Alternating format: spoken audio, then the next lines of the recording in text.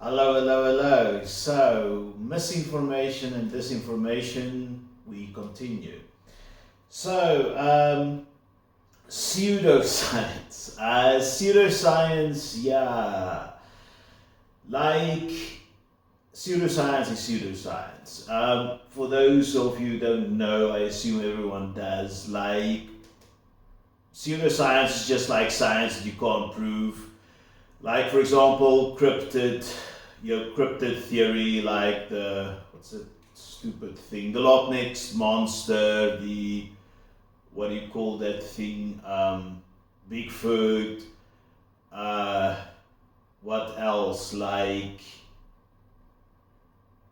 these racist, theories the Nazis had, like in the Second World War. Like these people who go ghost hunting, people who try to do astrology or try to put like scientific meaning to astrology, like NLP, neuro linguistic programming, is a bunch of nonsense. Like psychoanalysis is a bunch of nonsense. The Freudian idea of like wanting to pile your mother is insane. Um, Loch Ness is a bit more, and Bigfoot's a bit more understandable, as like these are very old like ideas, because they're legends, right, of the local area. Like the ancient Celtic people believed in the Loch Ness monster, so it just the belief, like Christmas, it just like went from ancient time up until now, and it still exists. Same with Bigfoot, to a much lesser extent. Bigfoot's more like of a, what do you call it, like a 1970s and a 1980s phenomenon, and then afterwards people just stopped believing. Aliens, yeah, I want to do a video about aliens because it's becoming less clear about that. I'm not going to talk about aliens right now, but let's get into more like the pseudoscience that affect us. Like a Bigfoot video is harmless, okay? A Loch Ness monster video is harmless. An alien video is harmless. Let's make a clear distinction. Astrology is harmless. Let's make a clear distinction between things that can hurt us and society in general and things that can't. So now I'm just obviously going to focus on pseudoscience that's harmful. The biggest one we're like familiar with is the COVID-19 pandemic theory, claiming the pandemic was planned without any evidence. So yeah, like the bioweapon thing, and it's very easy to prove how false it is, because you will get people who claim that the Americans designed it, and you'll get people who claimed the Chinese designed it, both without proof. So which is it? Choose a side. And just the fact that like two of these sides exist, if global, like, even if we say there's no evidence and like everyone globally agree, or some people agree that, okay, let's say COVID was created by the Iraqi government, for example. Okay, it wasn't, but if everyone agreed that, okay, it comes from Iraq, then we just need evidence, and then maybe that's true. Okay, but just the mere fact that, like, and I've even heard like about the COVID being designed by Bill Gates, by George Soros, by the Illuminati. So which is it? Please tell me. Was it the CIA? Was it like the Chinese Communist Party? Was it the Illuminati? You see, like, it becomes very clear. Like, why do people fall for these things? Again, that's conspiracy theories. I'm not going to go too deep into it, but people don't want to believe how helpless we are in the greater universe. We're nothing. We're almost like bacteria living off a rock with the atmosphere in space. Like, we are very insignificant. If Yellowstone National Park. Yeah, I watched this. Was it on Joe Rogan that I watched it? I can't recall, but like if Yellowstone National Park explodes, like you'll have a part of the earth the size of Brazil. Brazil is a massive country. That's one lava field. One lava field the size of Brazil. They were obviously done. So people don't want to believe how helpless we are. Hence, like, this COVID thing. Like, they can't believe that it's just a virus that mutated. Next, pseudoscience. These are just examples. There's so many, and I'm gonna make videos to go deeper into these things because, like, there's plenty. And one of my main aims with this channel, okay, I'm interested in everything, like, but almost everything. I'm not interested in makeup, and I'm not interested in K-pop, but like, or football, but like, there's so many lies, and I want to debunk lies because I believe, for me, what's shocking is just the fact that we are living in the year now, the time this video is made, which 2024, 2025, and like, we are not much different from the people who lived in Dark Ages Europe, where rumors travel from like village to village, and it's a bunch of nonsense, and this half mentally ill woman living on the edge of the village is a witch.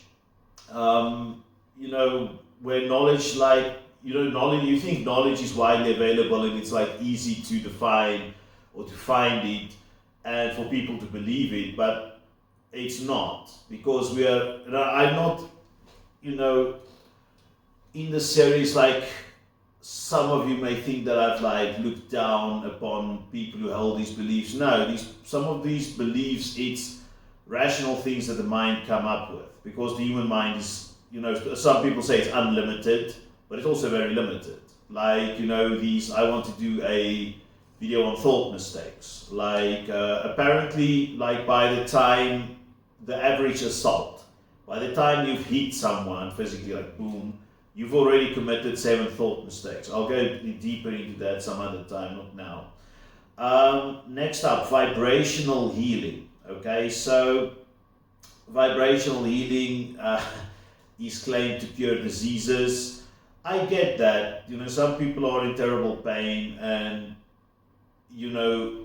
it's one thing to die in a car crash, but to die like from a disease is horrible. And I can understand, this is like why we should have empathy with these people. Like, even although it's nonsense, we should have empathy. Like, dying from a horrible virus isn't great to watch, isn't great to experience, and isn't great to watch if it's someone else. So yes, maybe people would want to believe in something like vibrational healing, but it's still nonsense. Homeopathy as a cure-all. Once again, homeopathy is harmless. Like, it's not like they're selling poisons, unless, like, let's say, what's a popular thing? Like, goji berries, I know, is supposed to be this thing that cures everything. But at one stage, I've heard that they use a lot of insecticides, like serious insecticides on goji berries to increase the crop. And in some cases it can be dangerous, but if it's just some random tree bark that you can find in the wild that's organic, it's harmless. But the problem with homeopathy, there's 2 problems. One is they charge a lot of money. Go and buy these things on the internet. It's usually these sponsored content things on like your average news website or on YouTube. You go onto the sponsored content thing and it's homeopathy, and it's a lot of money, $100 for like 30 tablets. And for the middle class people, that's becoming very hard to afford, if on a monthly supply. And the way they sell it to you is as a monthly supply. And then it also becomes problematic if someone has a serious disease, like let's say something that's not too far gone, that's you can still do something about, like let's say stage 2 cancer. Stage 2 cancer can still be healed by like conventional modern medicine, like chemicals. Well, actually, not chemicals anymore. The newest cancer medication uses like proteins, and these proteins bind with the cancer and just disappear into the nether because it becomes an organic binding and it just gets expelled. So like people often have a irrational fear of medicine, and then they turn to homeopathy. But the fact of the matter is there's then a real possibility that they will lose their lives, because one of the reasons we're living longer on average is because of modern medicine. I know there's blue zones, and I know some people are just genetically blessed. They do a lot of exercise. They don't they don't eat junk food at all. They make their own food. They do a lot of gardening, walking around, they eat tomatoes, whatever. Like, they live longer, okay? But in general, like, if you get really sick, you should take medicine. And, there's a lot of, resistance against it. Yeah.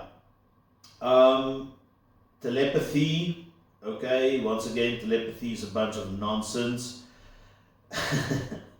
Yeah, it belongs in the ghost. But yeah, look, telepathy look, I understand some of these things are fun to entertain, right? The idea telepathy, I can read your mind. It will be so cool if it's true, if you can, if you want to know if a guy likes you or a girl likes you, and you can just basically check their mind and know how to react, or what the client is thinking. It's a sexy idea, but it just doesn't work. Anti-aging miracles. This is what's interesting about this is this is as old as the sun, the anti-aging thing, where people simply believe that, okay, well, we can beat death because death is terrifying, or aging is terrifying. With Picasso, one of his last, Picasso did a lot of self-portraits where he always painted himself as this strong, masculine, virile, young person or entity. And one of his last paintings was where he painted himself as a minotaur, but a decrepit minotaur, a minotaur in the process of dying, where he basically realized, he's not going to make much more paintings because he's dying. There's this realization. So anti-aging, it's very rational why someone would want to do it, but it doesn't work. There's long-term strategies, as I said. For example, there's a book you can read that I would strongly, strongly recommend. Is a book by Peter Attia about longevity. There's also this Netflix TV series called Blue Zones. I'm not endorsing all of it. These are just two individuals. They use a lot of scientific studies in their work, but I don't endorse all of it. But for example, the top thing to boost your life is to quit smoking, on average. So if you're a smoker, if you want to live longer, just freaking quit. But eating I don't know, ginkgo biloba, every day. I'm not discounting the powers of ginkgo biloba, but it's not going to delay your death. Anti-aging creams. Those of you, if any of you are in the medical field, please comment. But I've heard from, so you get these creams from L'Oreal and I don't know the companies, which is exceedingly expensive. It's ridiculous. I feel very sorry for the women and the effeminate men who uses these products and have to pay so much money to use, unless you're rich, of course. You know, if you're an actuary or like, you know, you've got a startup business with Elon Musk as an investor. Yeah, you can do with your money what you want to. I don't care. Like, but these products cost money, and apparently a doctor told me that the cheapest moisturizer that you can buy is the moisturizer that you put on like animals, like let's say the udder of a cow, like, you know, before or like after you've milked the thing, you like moisturize the udder. Okay, no, it's disgusting, but like I guess it has to be done. That thing, you know, is 80% as good as the best facial cream. Okay, because all you really need to do with your skin is keep it moisturized on a daily basis. I don't do it like because I'm just way too lazy. Maybe I should have done it, like now I've got regret, but it's too late. It won't help. And I'm not gonna do Botox, it'll just look so sad and desperate. Like, so yeah, it's try anti-aging stuff, but there's no miracle, you know, and a lot of the products, like you can get something that's just way cheaper, like fish oil. You know, like fish oil has many benefits and it's pretty cheap. You know, fish oil is a cheap thing. Okay, fake health, under pseudoscience, fake health information, fluoride, you know, theories that fluoride in water is harmful or used for mind control. Yeah, the fluoride people are quite interesting. I want to do some investigation about it. COVID vaccine alters DNA. Yeah, I've read about that. COVID's so interesting. There's how many like controversies are about it. Like that is a video by itself. I can make a series about COVID conspiracies. Like it would like an HBO special. Obviously not the quality because I'm not professional, but you know, you can do like there's so many of this nonsense flying around, and yeah, this one, you know, that it alters your DNA. Jesus, like that's really insane. Alkaline water cures disease. That's nonsense. A keto diet is a cure for cancer. No science. Like noble idea.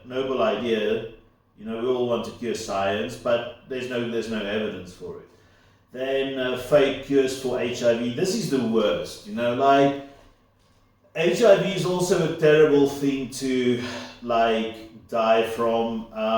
If you use the like I'm from South Africa, we have had like massive. I've known people who died from AIDS. It's not, you know, it's not fun. It's like it's really horrible to see. Like you can see if someone is sick. In South Africa, if you see someone who's like 30, 40 years old and they've got like these, like let's say acne sores like on their face, it's like the constant cough from the tuberculosis that's setting in. Basically, AIDS doesn't, HIV virus doesn't kill you.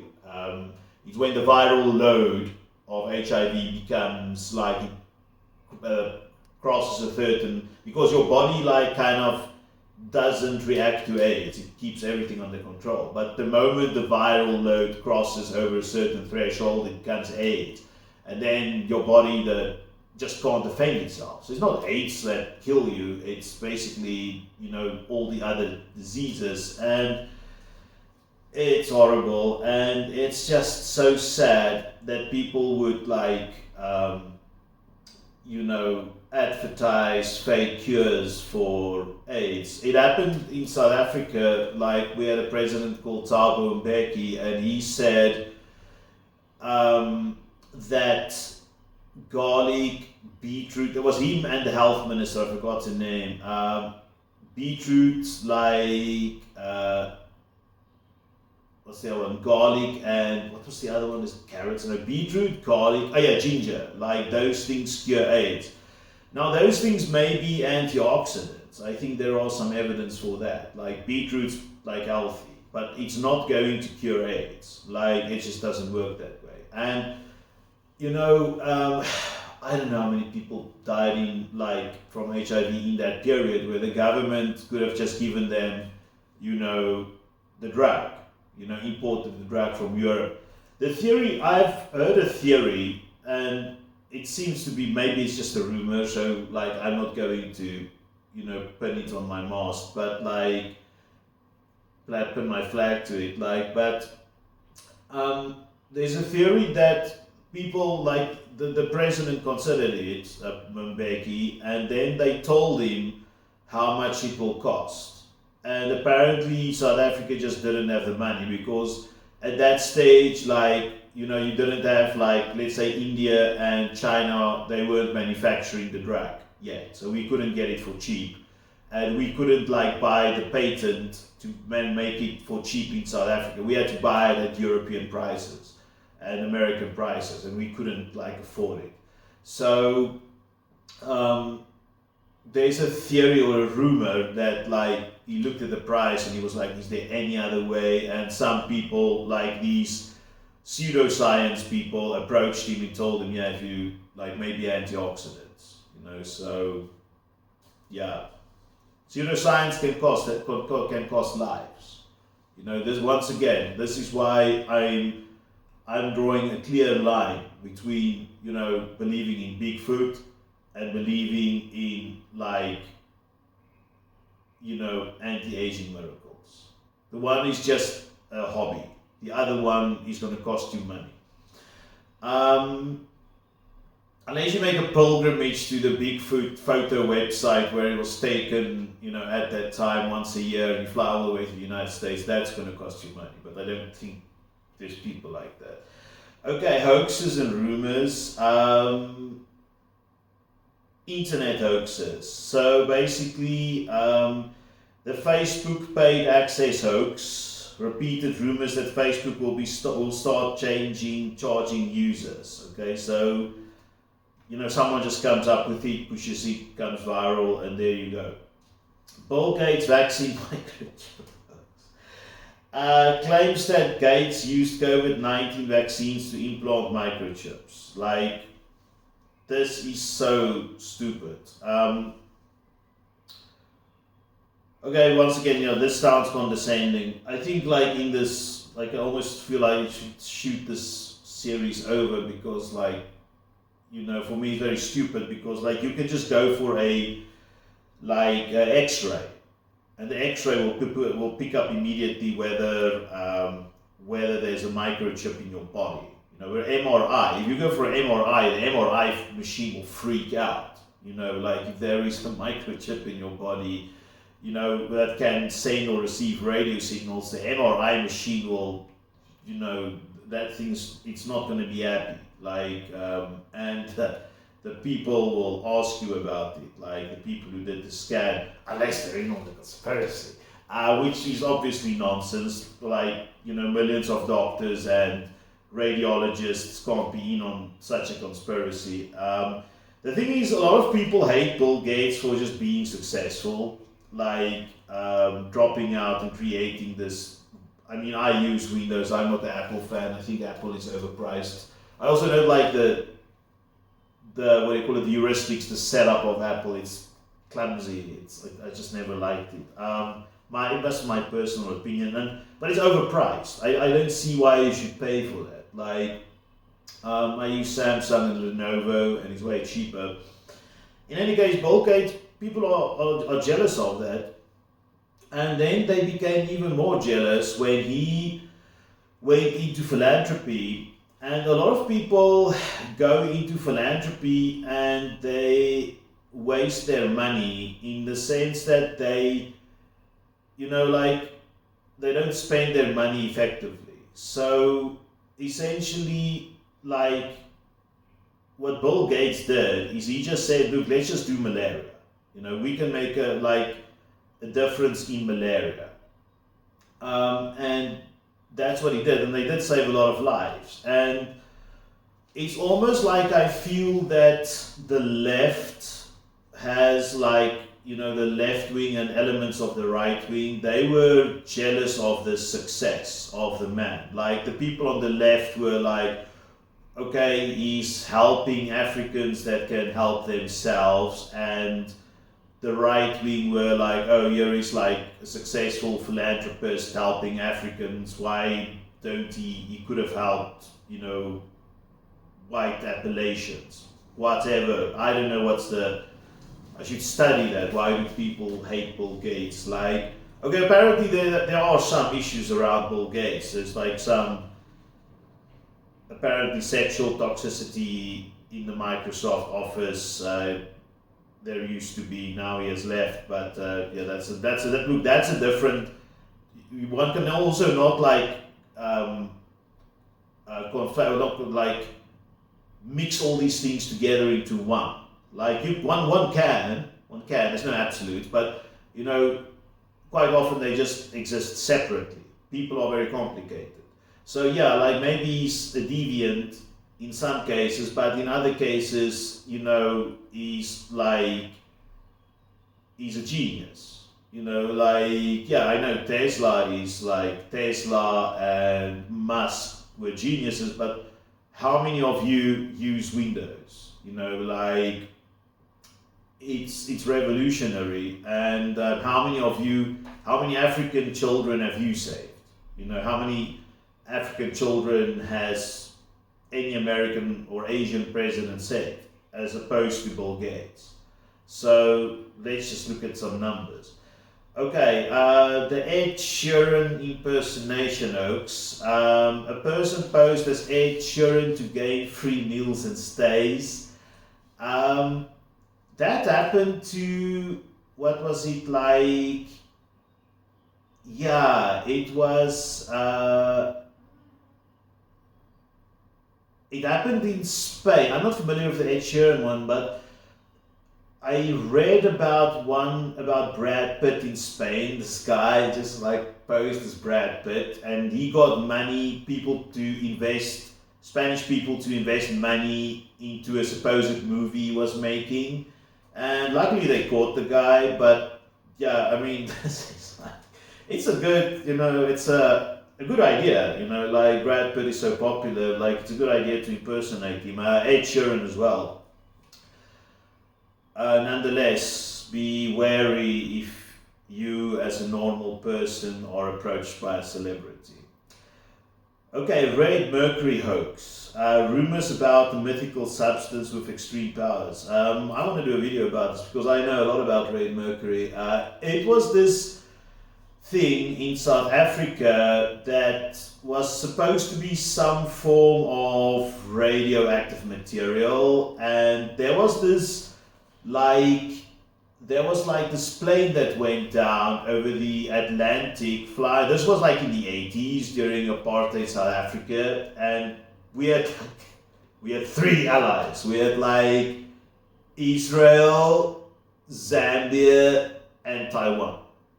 Okay, and I know Europe and the US sent us some help, but it was very patchy. In the end, they were the people instigating sanctions. The only true allies we had were I know it's apartheid was, but I was just talking about allies in general. So Taiwan apparently sent, it was a flight from Taiwan, Taipei to Johannesburg, and it went down over the Atlantic in some crazy deep area. It was difficult to retrieve the black box, and they did retrieve it, I believe. And the black box, the audio recordings on the black box weren't clear. The only thing they know for sure is there was some fire on board. Now, one of the rumors that came out, it was caused by this thing called red mercury. I read some journalists, they just, I have respect for journalists. They're the people who get us the information.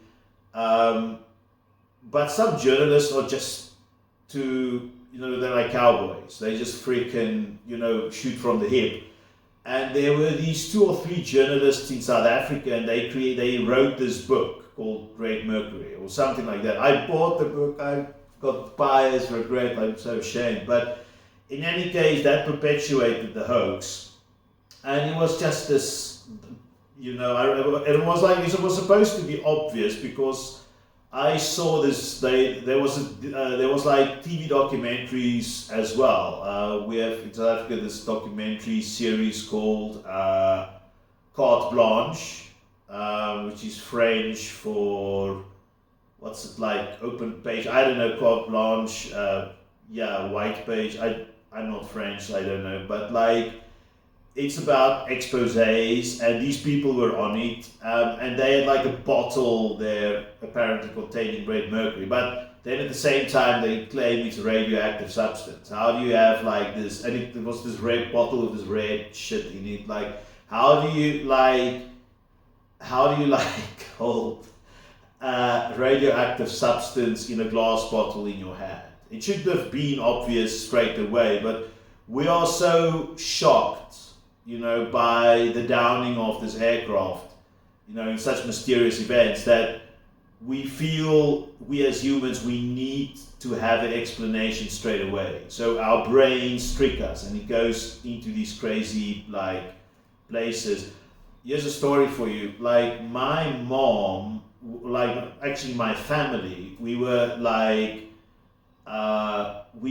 friends with the family of the pilot, and it was it's pretty, we were good friends, we would see them once a month, we were together in the same church. I'm no longer church going, by the way. I think, well, I'm not going to say anything about that now, but so we know them well, we knew them well, and essentially then the plane goes down, her husband was the pilot, and obviously her house gets swamped by reporters, trying to get information from her. So now it's a grieving person, and she's just swamped by the media. And my mom, we lost contact with her, or my mom, she wasn't my friend, but my mom lost contact with her for a couple of years. And she just wouldn't answer the phone. And one day my mom just phoned her to a yearly Christmas well wishing or whatever, and she picked up the phone and she told my mom sorry for not answering. She's only healed now because of all the paparazzi and the media, even legitimate media hounding her. She told my mom she bought new curtains, special curtains, that was extra thick black curtains so no one could look into her house. She built extra high walls, built some extra high trees, to just to dodge the media as much as possible. And it's from a hoax.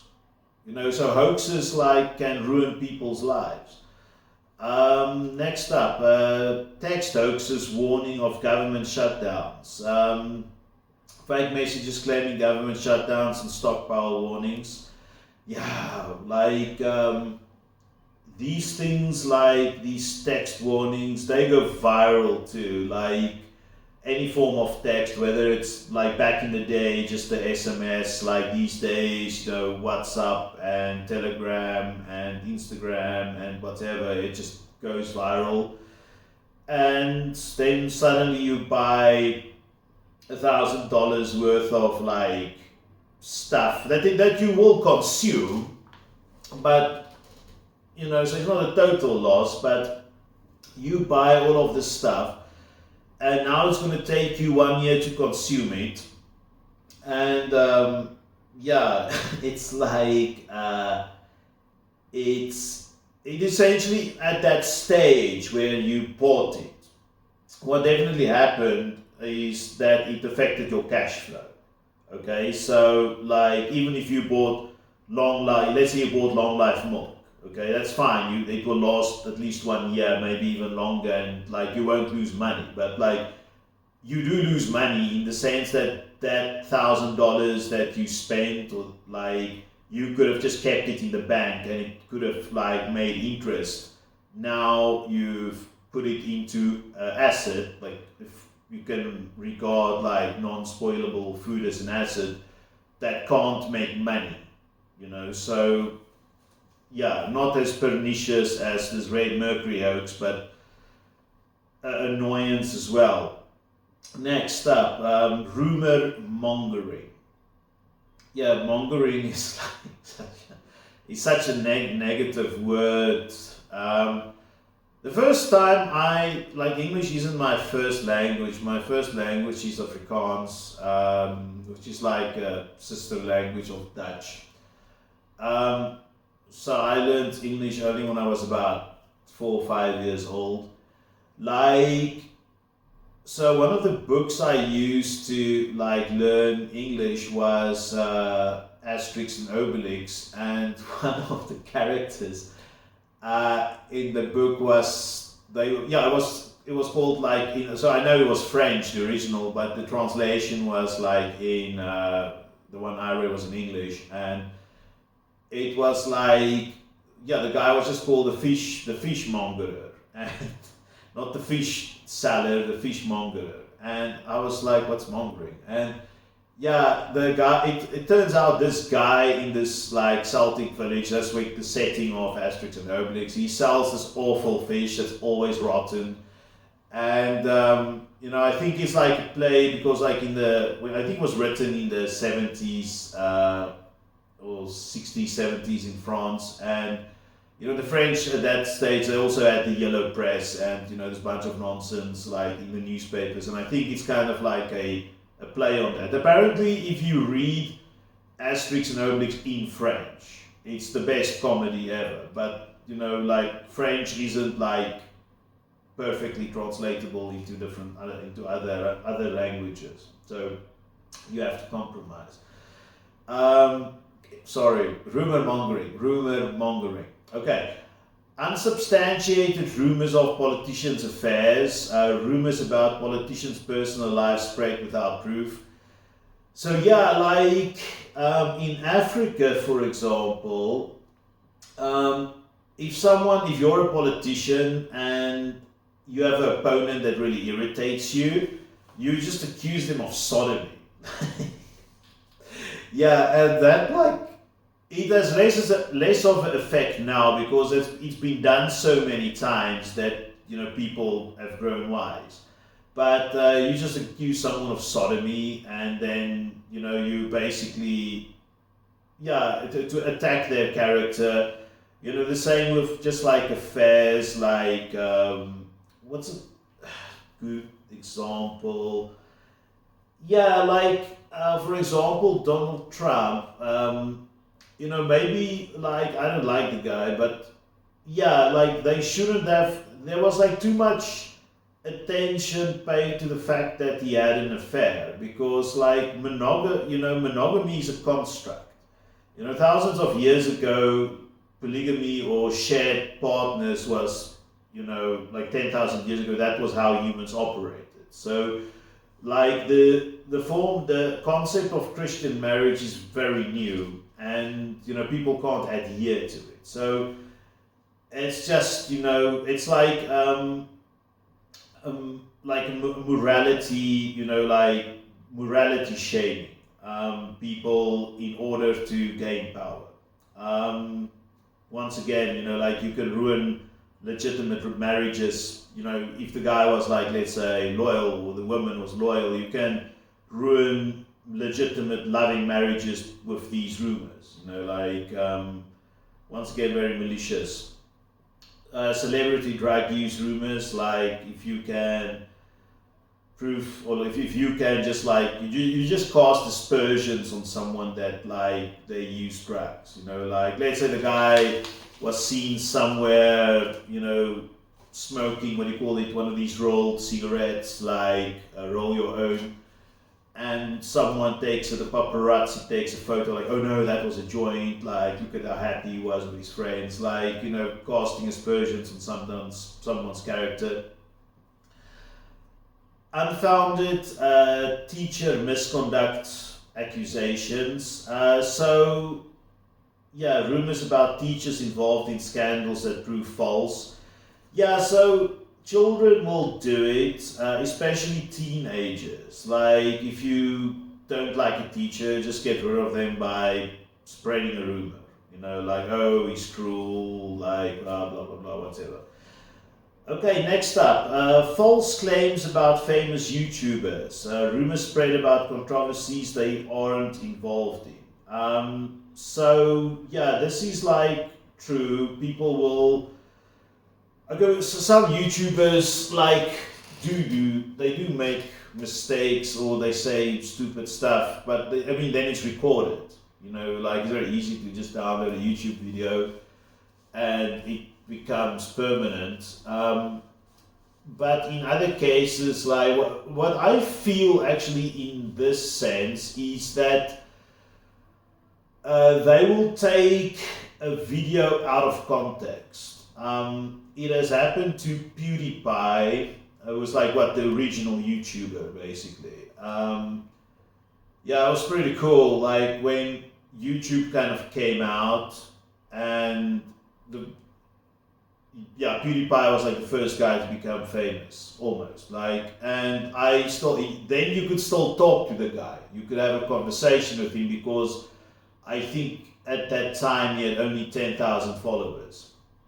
And I sent him a message and we had a short conversation. It was pretty cool. But in any case, PewDiePie said something, I forgot what it was, but then they took it out of context. Like, out of a much larger context, they just did a micro sample, and it hurt PewDiePie a bit. Luckily, not too much because he's just got so many freaking thousands or tens of thousands of hours recorded, so you can clearly see what kind of character this person has. So but other YouTubers, they will.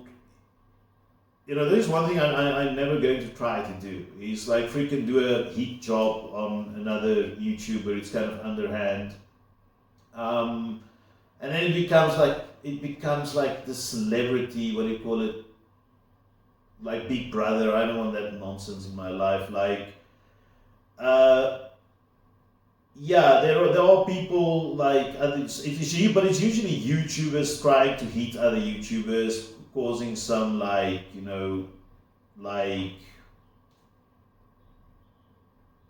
baseless rumor.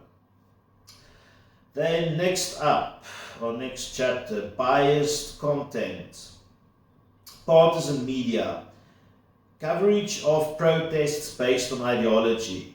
Favorable portrayal of one group while vilifying another. So, this is pretty common.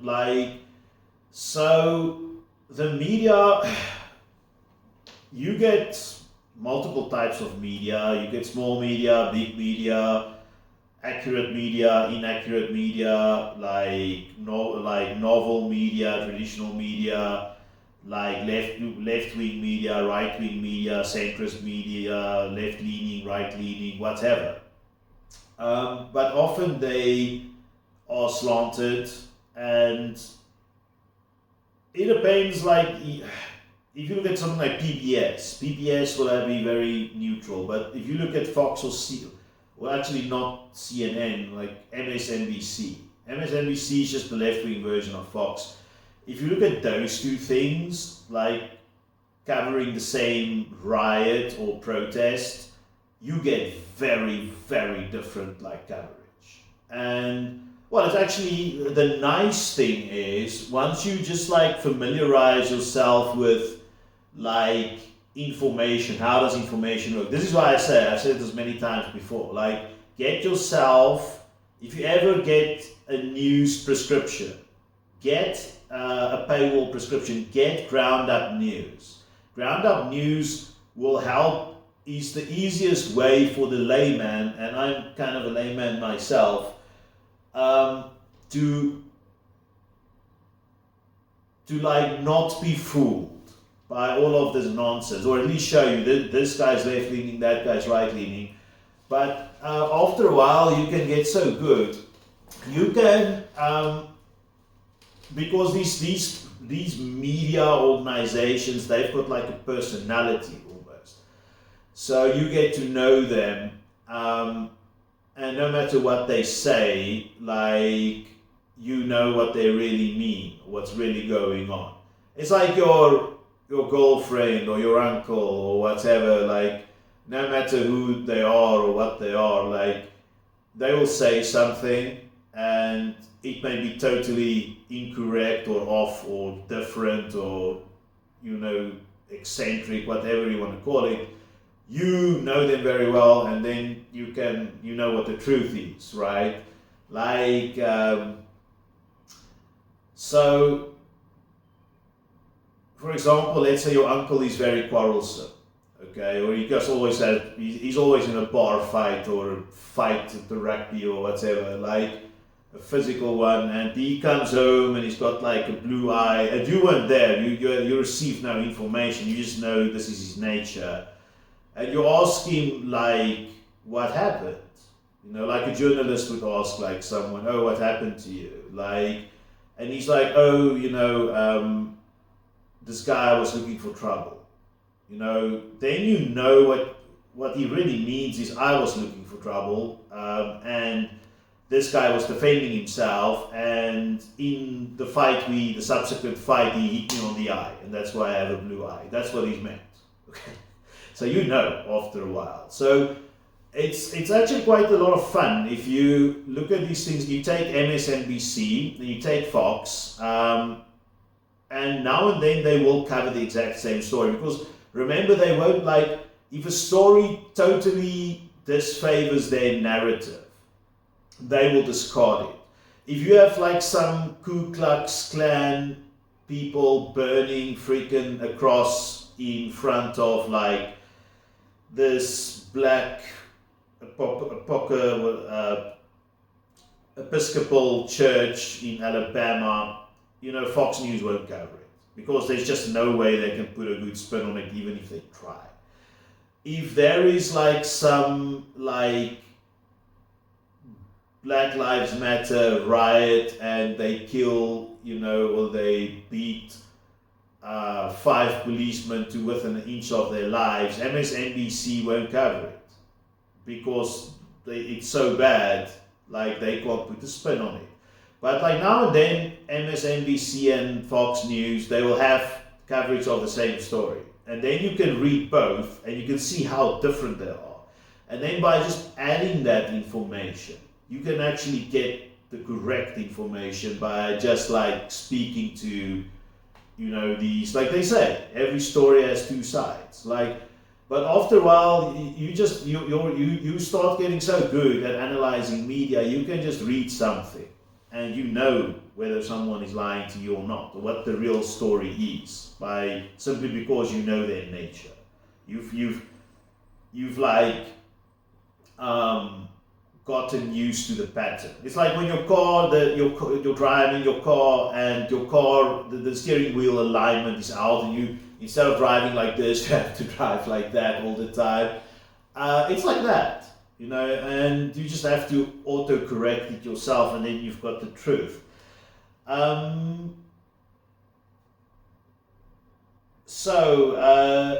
Next up, left versus right news spins on Supreme Court decisions.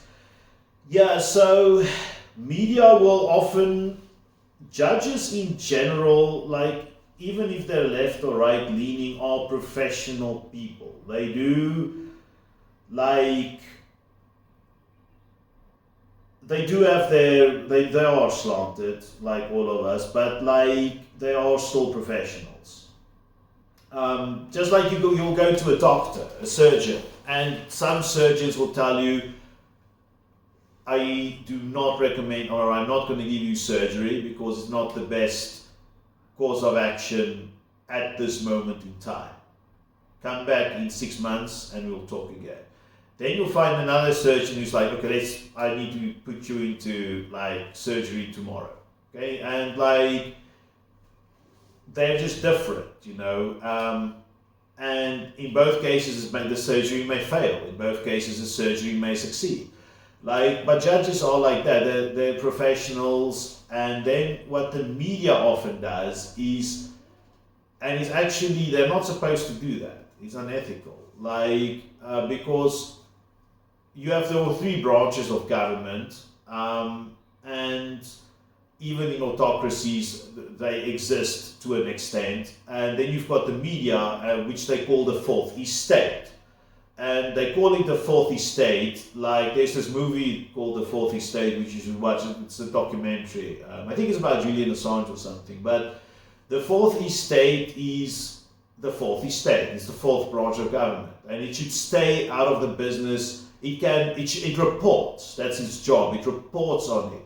But it cannot judge judges. That's getting unless the guy is something insane like a pedophile, or he stole $1 million using corruption, that's different. But when the guy comes forth with a decision which he was thinking on for 3 weeks, many hours a day, think twice before you judge this. And your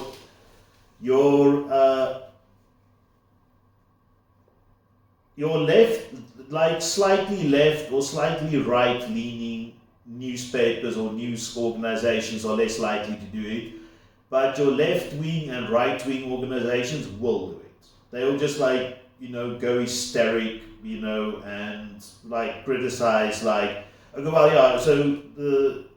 the Supreme Court in South Africa, we have the what do we call it again?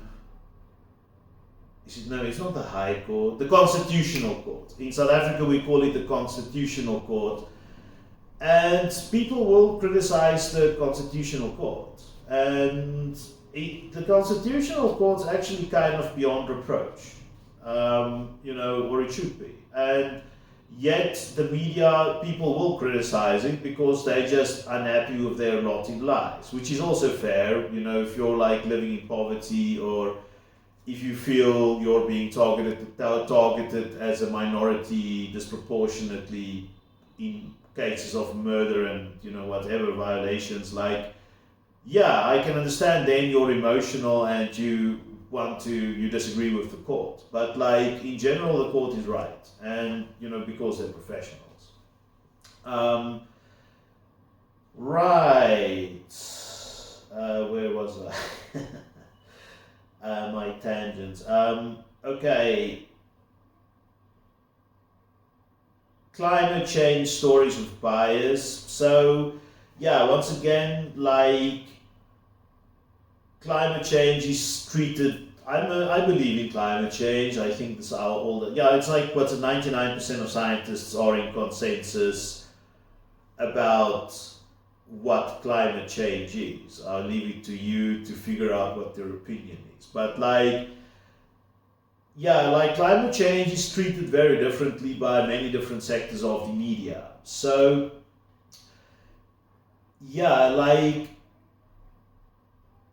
this is again, it's kind of annoying because now it has become very, some of the stuff is becoming crazy, these forest fires you find in the Pantanal region of South America, in the fires in Canada, these crazy typhoons hitting China, insane temperatures in India, crazy floods in Europe,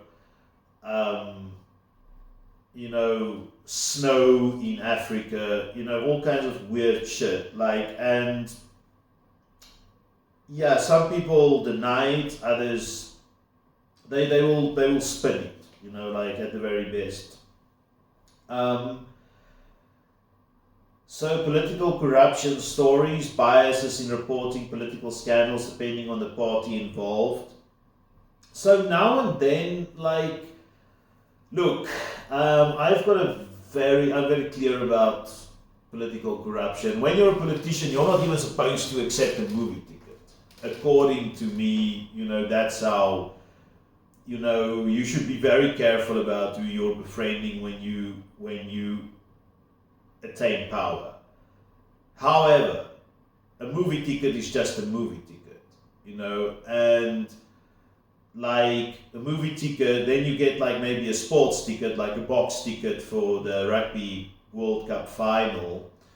That is also still better than, a billion rand or, $80,000 bribe, that was delivered in cash.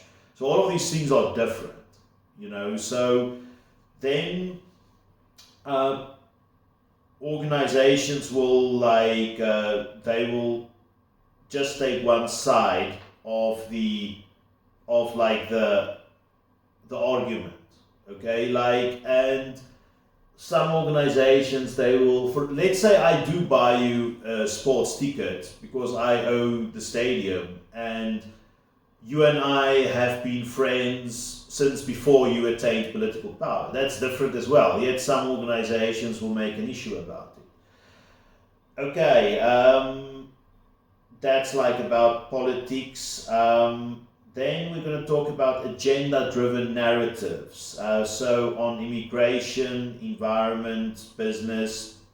So people have agendas on immigration and environment and business. They're biased, and they will write these things in a way to convey their opinion, but to make their opinion your opinion. So it's very, you see this is one of the most agenda-driven narratives is one of the most common things you'll see. So let's look at the immigration one. So yeah, you will see it's a fact, for example, in South Africa, that only in South African jails, only 1 in 100 people are foreigners in jails. Okay, this is a fact. You can check me up on it. It's a fact. And yet, many organizations will just drive this this narrative that, but the immigrants are criminals. Which is just nonsense. Fox News does it quite often as well. They like to create a story about doom and gloom, apocalyptic biblical surge of foreigners to replace white people. RT News like to do it, to basically, because they want to weaken the United States. The Chinese do it now and then, also to show, okay, but yeah, you've got immigration problems, how incompetent of you, we don't have it, we're superior, portrayals of foreign leaders, coverage that demonizes or glorifies foreign leaders based on national interest. So yeah, this is also very common. You will have, one thing I didn't know was, and actually I've got RT to thank for this, and this is why actually you should read, even if it is a dodgy publication like RT or, Fox, you should read it now and then, because they will cover stories that no one else covers. Now, so a year or a couple of months ago, this Indian activist or Sikh activist in Canada was killed.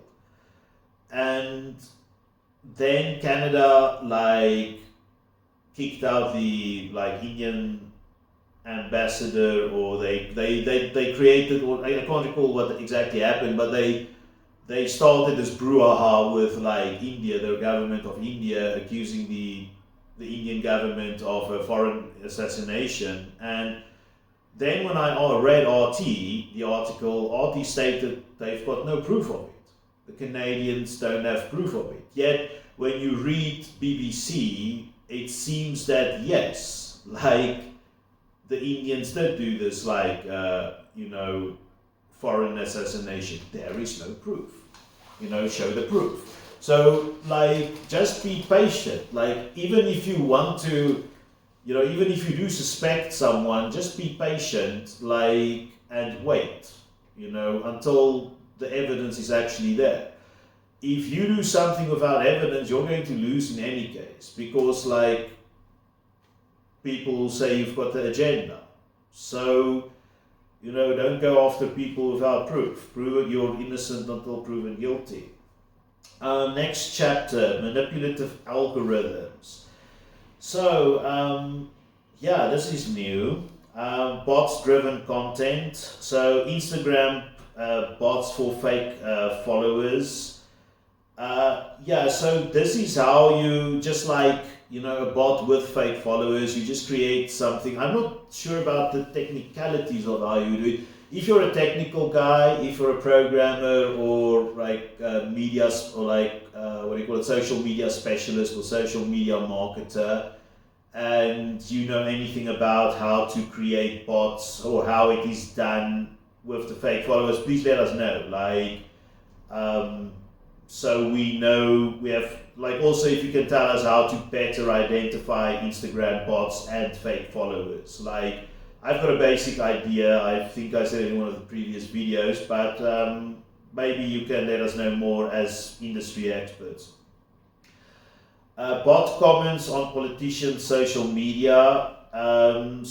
Bots like just these little robots going around and causing like nonsense and shenanigans, and basically just attacking like a denial of, like a modern denial of service attack, but like a market driven one, a media driven one, where you just like attach to this guy's like social media and you bombing with like troll comments. Bot retweets for viral content. So bots also like useful, unfortunately. So you create your viral content, or content that you would like to go viral, and you get your army of bots. Like, I don't know, I wonder how many bots someone would be able to possess. 10,000? I don't know, like a lot, I guess. And then you can that will help a lot by making something go viral. So, and the bots can rapidly retweet information. I guess this is how you can identify it. Like, think about it, like how much time do we really spend on Twitter? Even if you're a Twitter addict, like, you also, like, you're not going to follow, like, unless you're autistic or you're a nerd or something, you're not going to follow one thing incessantly. You're going to, like, your attention will be divided between so many different things. You will get thirsty and you'll have to go and drink water, you'll have to take a shower sometime, you have to go to work. Like, so you cannot like rapidly retweet all the time. So maybe if someone or like a bot rapidly retweets, we know it's a bot. Automated comments on YouTube. I don't know if that existed. Bot comments on videos to make them appear popular or controversial. Next one, Facebook bots pushing news articles. Bots that share news links to create an illusion of popularity. I've seen this. I believe I've got it in my profile. Like, I'm getting this, like, thing. It claims basically sub-Saharan Africans built the pyramids, and it lists a whole bunch of, like, proof. But the message is it's like, there's small variations, but in general it's like always similar. And like the AI, like every visual AI, like, to create images, it's got like kind of its own personality, its own style. All of these things is different profiles, but like their profile pics all have like kind of the same style and design philosophy or design influences on these images. It looks very similar. And then it's got like names, and it's not real names. You can clearly see it. It's names that existed. I know a bit about history, like, and it's names that were popular 5,000 years ago, 2,000 years ago. And then these things, these profiles have like these names, basically claiming this ancient African, news, or origins of the pyramids. Now, my theory about it can be some, like, let's say, some black nationalist group that pushes this. That's possible, but I'm thinking it's not that. I'm thinking it's an outside group like the KGB or Russia that's trying to rile up far-right people, right-leaning people in the US and Europe to start making racist, to bring out the racist part in them. Because, like, look, many of us are racist, like, but we suppress it, okay? Like, we suppress our nastiest urges. But these are like attempts to trigger them. So they will say real racist stuff, and then to cause, like, a fight or a quarrel, and create divisions within Western society. I think that's what they're trying to do. And that's where I think it originates from. Because these things are eerily similar, all of these profiles. And I've seen dozens of these things. I don't know why I'm being targeted. It's pretty weird. I'm not even interested in Egyptology that much. Like, so I don't know why I'm getting Egyptology posts.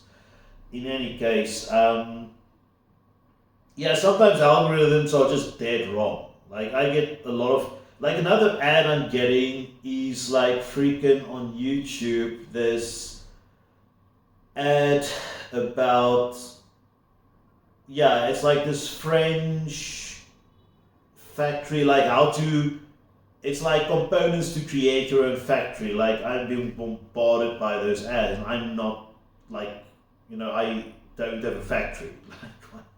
Why does YouTube push these things on me? Where was I?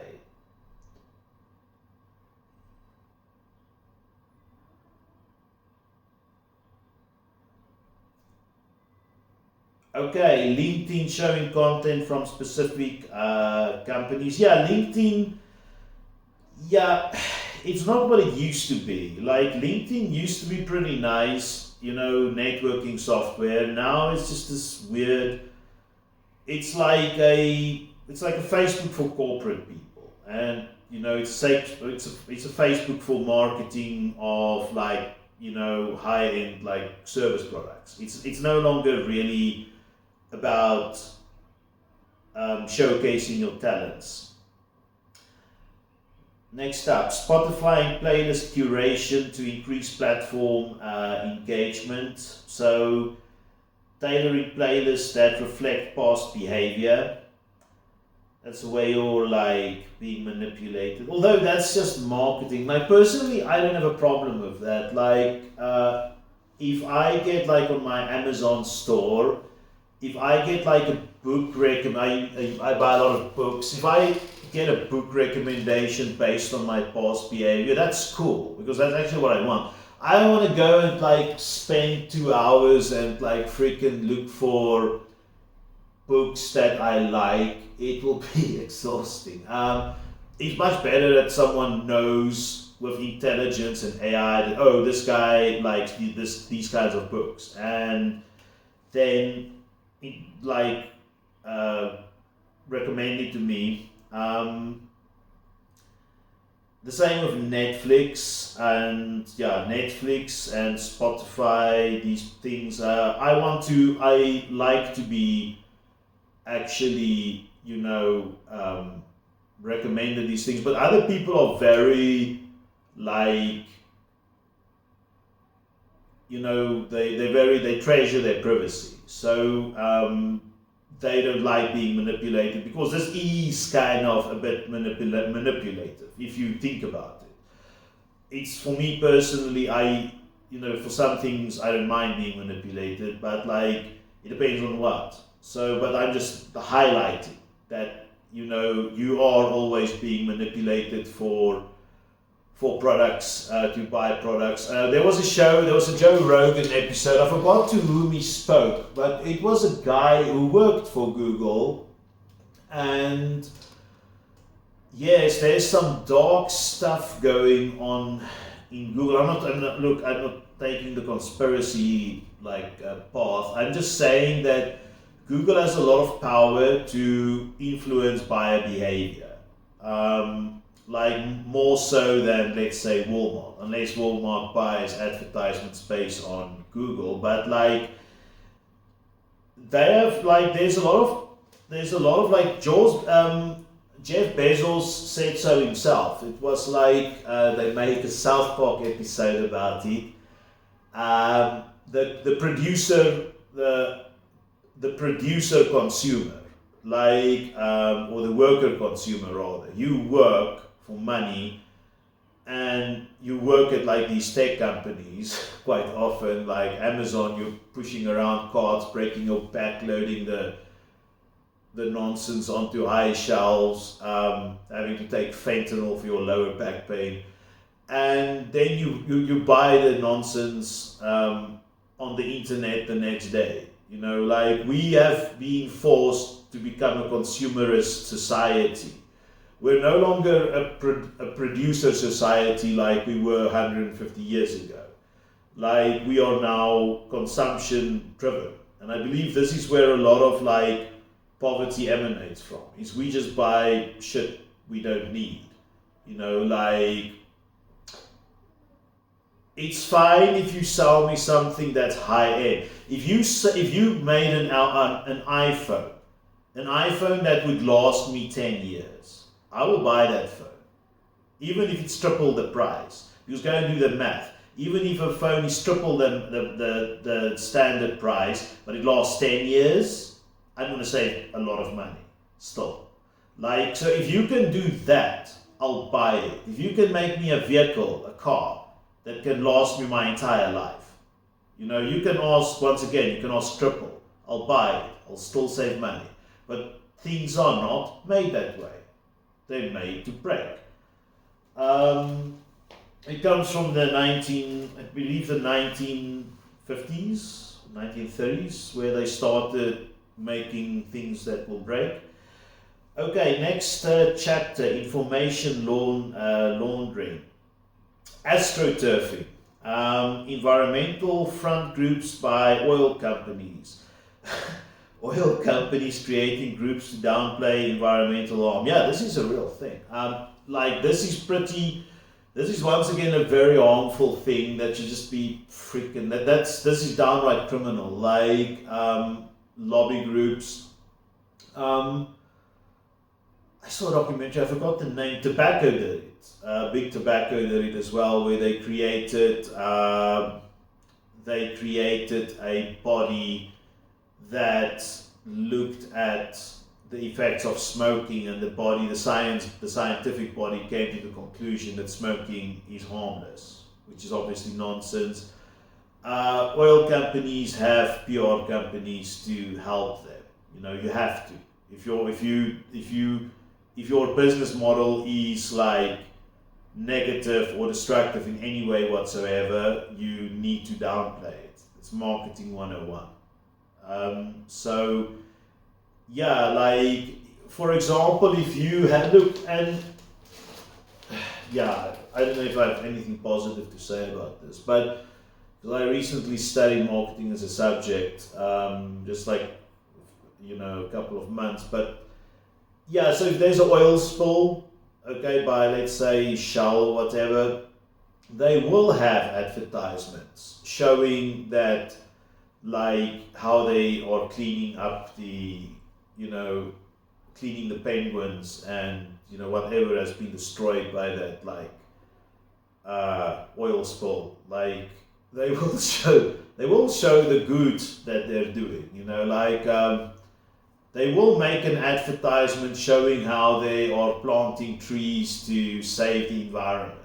They will do it, and they will fool you. Like, they will make you feel less guilty, and this is just part of the game. And where this is how we are being misinformed. So just beware of this, that they do it. Like corporate funding for supposed independent studies. When a study comes out, like, try to find out who funded it. As they say in these police shows, follow the money. Just follow the money. Like, see where did the money come from? Is this like, some Harvard study that was done on a shoestring budget, driven by the passion of a couple of scientists, or is it some study that's funded by, $20 million that suddenly came from some unknown company that doesn't seem to have a website? See what's going on.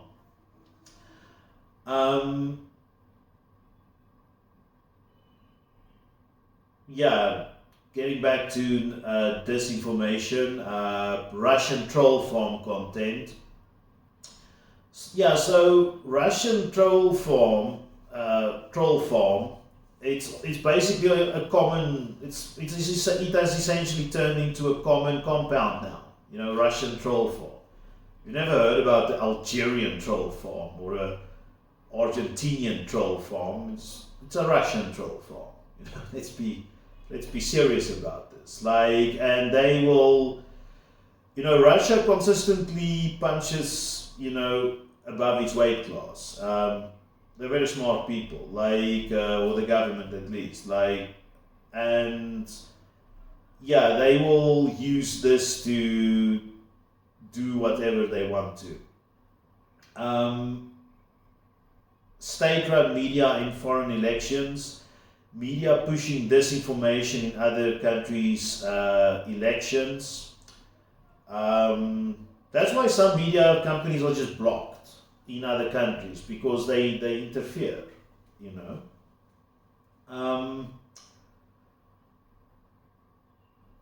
False accounts spreading anti-vaccine propaganda.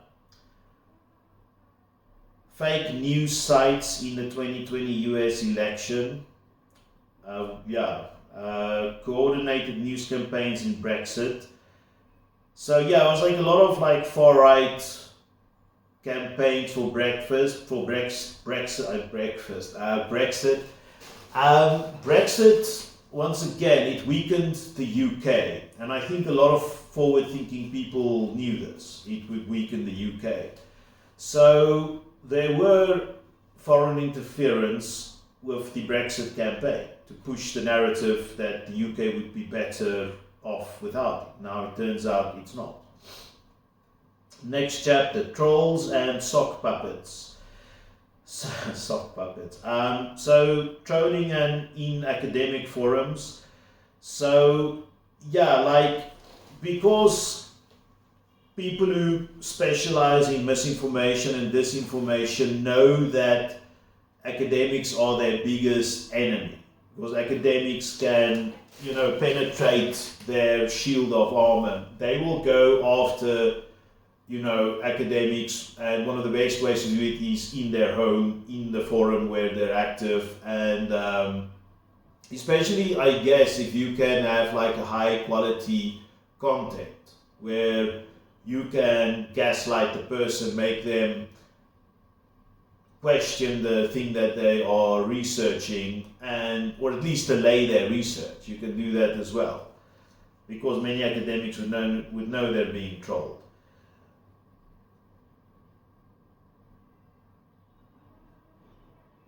Celebrity social media harassment, targeting celebrities to provoke outrage or starting rumors. Politicians' harassment by opponents' supporters. Trolling politicians to discredit them. in South Africa is rife. It's like people would just go on Twitter and Facebook and they would say the nastiest things about like people, on Twitter. They would even attack their families, whatever, like doxing, spread like doxing, spreading the contact information of their families. Really nasty stuff. Very polarizing to society, and it's done to divide and weaken us. Fake profiles, promoting cryptocurrency scams. Yeah, so crypto is like still in its infancy, but there's been already so many crypto scams that crypto is almost at this stage of the race is synonymous with like a scam. And like the best way to build this false support is like with a troll farm, where you go and you go into some third world country and like I don't know, like Kenya or whatever, and you pay someone a low sum of money, like $10 or whatever a week, to just do some tweets in your favor. And you just like create like this, you create like a false narrative or a false hype, like you excite people around like this crypto, which is like, let's say, built on a bunch of nonsense, and you just like excite people, and then you drive up the price of like your crypto. So this is like, why I just when I see crypto, I just ignore it, like, because I've seen it too much. Promoting anti-science, we spoke about that a lot. Anti-science is just fascinating, like, why people, I believe it's fear. I think a lot of it come from like a sense of fear that people are trying to harm you, and you need like you feel so powerless, instead of just using your own profile, or your own YouTube channel or your own X or your own Instagram to create content or whatever. You need to resort to troll farms. I guess then you're a very fearful person. Lastly, hybrid tactics, memes. So memes are used for so many different things, like basically for every conceivable like subject or agenda or narrative, there are memes, and they're designed to go viral. Usually, if you see what do you call it, like a soy jack, a Pepe the Frog, a Chad, whatever, in the memes, like those of you who are meme people know what I'm talking about. Yeah, look at the meme, look at it twice. Like, then there's something wrong. Usually if a meme carries a political message, like, or, anything that's like, let's say, anything to do with medicine, anything to do with like, media organizations, like, think twice about the meme. Like, a sex meme is harmless. You can tell me whatever you want about, like, a sex meme, or the, what do you call it, the eternal battle between the sexes, men or versus women. Men are from Venus, women are from Mars, or whatever. Like, those things are relatively harmless, like, but yeah, if we go, also usually when a meme isn't funny, like when it's not like a, like scary movie slapstick, boom, ha ha ha, this is funny, you share it straight away. If a meme isn't funny, something's up. Like I've said it before, it's either a 16-year-old teenagers, they're always trying to be funny, and it's like the first like experimentations of trying to be your own person. They start making jokes, but teenager jokes are not funny, and then you have to, to be kind to the teenager, you have to like pretend that their joke is funny, and it's so hard to like fake a smile. Like, although some teenagers are genuinely funny, so it's children in general, but like, yeah, a joke, something parading as a meme or a joke when it's not funny, yeah, it's carrying a message. It's carrying a message in general. Yes, global warming denial memes, celebrity rumor memes, and gender equality with misrepresented data memes, racial memes, fake history memes, all of these things. Just be careful of them. And yes, I'm going to do more things about misinformation and disinformation, because the world of propaganda, of lies, is so broad, and sometimes it feels like it's expanding, that it's a never-ending job. I get inspired, but there's good news. There's very good news. So I'm like, kind of like a minion, but they're immediate. Like there's for example this like TV station in Lithuania, and every Monday night they've got an hour-long program countering Russian disinformation. And apparently, well, it's in Lithuanian language, unfortunately, but apparently it's quite hilarious and very good. So there are ways to defend yourself, there are ways to fight back. The first is by just learning and knowing that these things exist, that they're very real. And then we can start like, defending ourselves, pulling out our friends and family who have been sucked in by it, start pulling them out of this quagmire, and truly evolve and succeed and advance as a society. Until next time, thank you very much. Bye bye.